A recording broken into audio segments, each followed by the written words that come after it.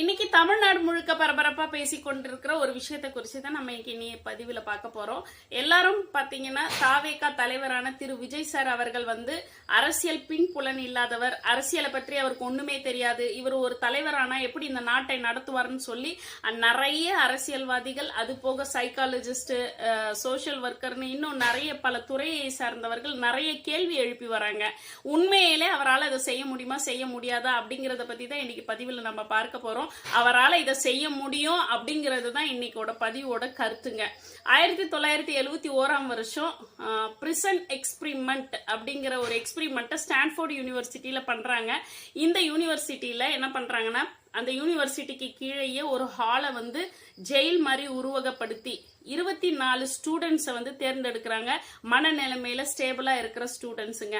அவங்க 24 பேர்ல 12 பேரை போலீஸாகவும் 12 பேரை பிரிசனராகவும் நடிக்க சொல்றாங்க.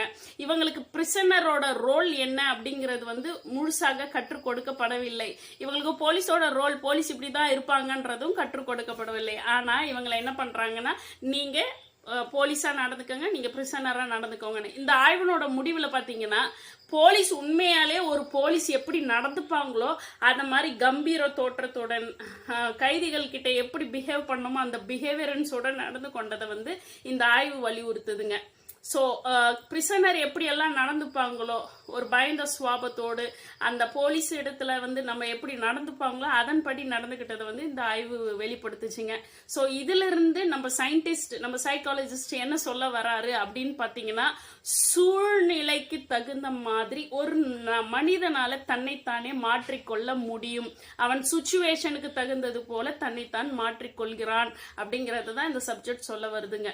ஸோ ஒரு மனுஷன் கத்துக்கிட்டு தான் அந்த ஆளா மாறணும்னு இல்ல, அந்த இடம், அந்த பொசிஷன் அவனுக்கு கொடுக்கப்பட்டாலே அவன் அந்த நபராக மாறி விடுவான் அப்படிங்கறத இந்த ஸ்டடி சொல்லுதுங்க. ஸோ இதுல இருந்து நம்ம என்ன தெரிஞ்சுக்கிறோம்னா, சார் விஜய் சாரால இதை செய்ய முடியுமா முடியாதா அப்படிங்கறதையெல்லாம் விட்டுட்டு, அவருக்கு அந்த ரோல் கொடுக்கப்பட்டதுன்னா அவர் அதை சிறப்பா செய்வார் அப்படிங்கறத நம்ம அவர் சிறப்பா செய்யறதுக்கு என்னுடைய நல்வாழ்த்துக்கள்.